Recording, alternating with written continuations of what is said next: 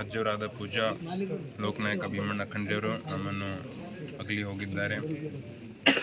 ನಮ್ಮ ಪರಿವಾರ ಅಷ್ಟೇ ಅಲ್ಲ, ಇಡೀ ನಮ್ಮ ಭಾಲ್ಕಿ ತಾಲೂಕ ಇರ್ಬೋದು, ನಮ್ಮ ಬೀದರ್ ಜಿಲ್ಲೆ, ಇಡೀ ರಾಜ್ಯದ ಜನತೆ, ಭಾಳಷ್ಟು ಜನ ಇವತ್ತಿನ ದಿವಸ ಈ 3 ದಿನಗಳಲ್ಲಿ ಬಂದು ಅವರನ್ನು ಅವರು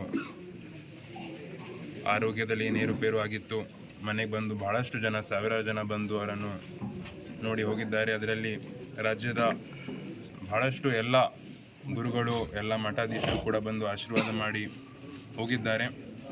ಇವತ್ತಿನ ದಿವಸ ನಮ್ಮ ಅಜ್ಜವರು ಅವ್ರೊಂದು ಕಂಪ್ಲೀಟ್ ಲೈಫ್ ಅಂತ ನಾವು ಹೇಳ್ಬೋದು. ಯಾಕಂದರೆ ಅವ್ರದ್ದು 102 ವಯಸ್ಸಾಗಿತ್ತು.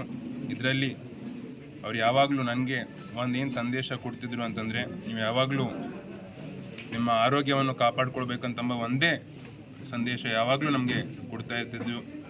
ಅವರು ಏನು ವ್ಯಾಯಾಮ ಮಾಡಿರಿ, ಎಕ್ಸಸೈಸು, ಯೋಗ, ವಾಕಿಂಗ್ ಮಾಡಿರಿ, ಅವ್ರೇನು ಆಹಾರ ತಿಂತಿದ್ರು, ಹಣ್ಣು ಹಂಪಲು, ಅವರೇನು ಉಪವಾಸ ಮಾಡ್ತಿದ್ರು, ಇದನ್ನೆಲ್ಲ ಅವರು ಯಾವಾಗಲೂ ನನಗಷ್ಟೇ ಅಲ್ಲ, ನಮ್ಮ ಅಣ್ಣ ಇರ್ಬೋದು, ಇಡೀ ನಮ್ಮ ಪರಿವಾರಕ್ಕೆ ಅದೇ ಯಾವಾಗಲೂ ಹೇಳಿ, ನೀವು ಆರೋಗ್ಯವನ್ನು ಕಾಪಾಡಿಕೊಡ್ರಿ ಅಂತ ಹೇಳ್ತಾಯಿದ್ರು.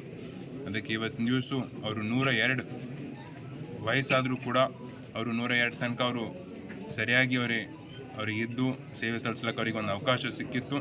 ಅದಕ್ಕೆ ಇವತ್ತಿನ ದಿವಸ ನಾವೆಲ್ಲರೂ, ನಮ್ಮ ಪರಿವಾರ ಇರ್ಬೋದು, ನಮ್ಮ ಜಿಲ್ಲೆ, ರಾಜ್ಯದ ಜನತೆ ಎಲ್ಲರೂ ಈಗಾಗಲೇ ಎಲ್ಲ ಫೋನ್ ಮುಖಾಂತರ ಫೋನ್ ಹಚ್ಚಿ ಅವರು ಹೇಳ್ತಾ ಇದ್ದಾರೆ ಕಿ ನಮಗೆ ಭಾಳಷ್ಟು ದುಃಖ ಆಗಿದೆ ಅಂತ. ಅದಕ್ಕೆ ಇವತ್ತಿನ ದಿವಸ 10:50 ಗಂಟೆಗೆ ಅವರು ನಮ್ಮನ್ನು ಅಗಲಿ ಹೋಗಿದ್ದಾರೆ.